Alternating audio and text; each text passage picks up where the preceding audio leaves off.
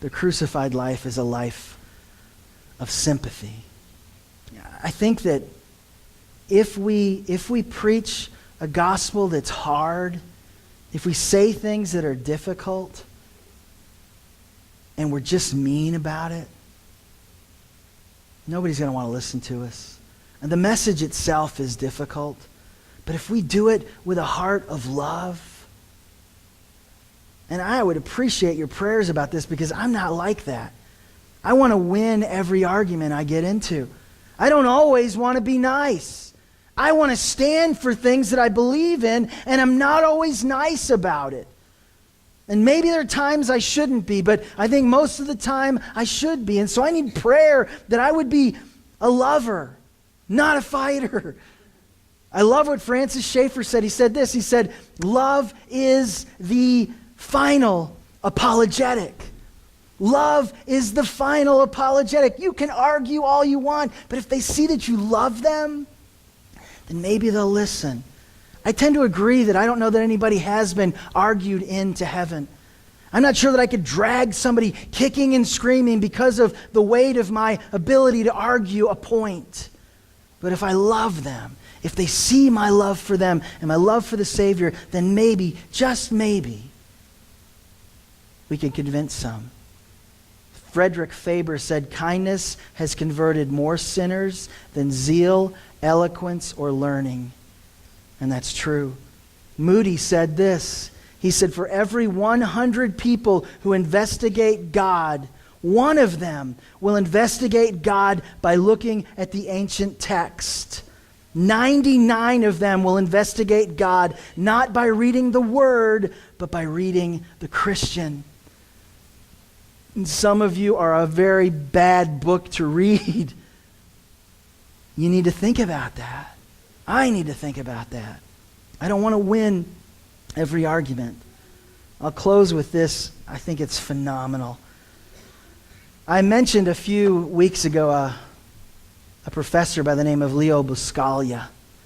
Leo Buscaglia, he died in 1998, but he was a professor of special education and counseling at USC. When he first started in the 1960s, he was a young professor, and he was looking out like I do every Sunday at all of you. And a speaker will look for a certain person.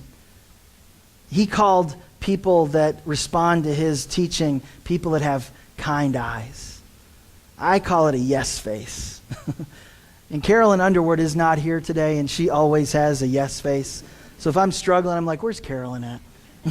Because she will at least smile even though I'm just, butchering whatever I'm saying. But Leo Buscaglia taught this class. In his first week of class, he's looking for kind eyes. And he finds a girl who has kind eyes in the class. And he teaches to her. It was as if she was saying, I want more, feed me. And so for a few weeks she came faithfully. And then one Monday she wasn't in class. And then the Wednesday she wasn't in class. And Friday she wasn't in class. So that next Monday he says to one of the students, where is this girl? I haven't seen her in weeks. And he says, haven't you heard? She jumped off the Pacific Palisades Bridge last week.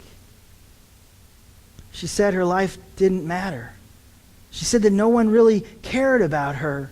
She was alone in the world and desperate for meaning, and she couldn't find it. Buscaglia says, I would have given anything to have had 5 minutes with her to tell her about her beauty, her dignity, and how that he drew strength from her, and about the way he cared about her and valued her and learned from her as he taught her. But she was gone. So the next year, the dean of education came to Buscaglia and said, what are your plans? He said, I want to teach a new class. What are you going to teach?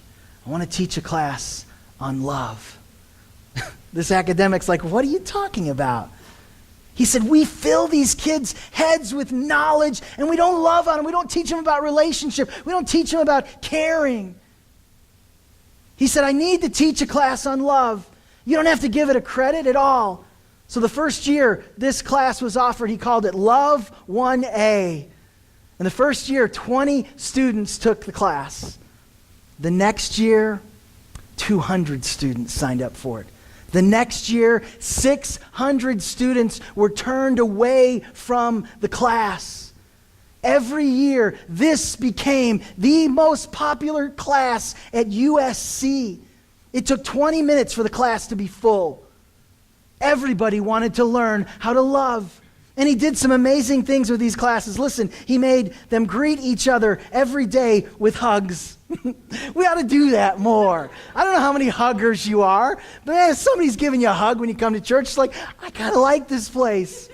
I in college, his name was John Katzian, and he wasn't a hugger. And I was. And I tortured him every time I saw him, like, oh, John. And he hated it, but I know that he secretly loved it.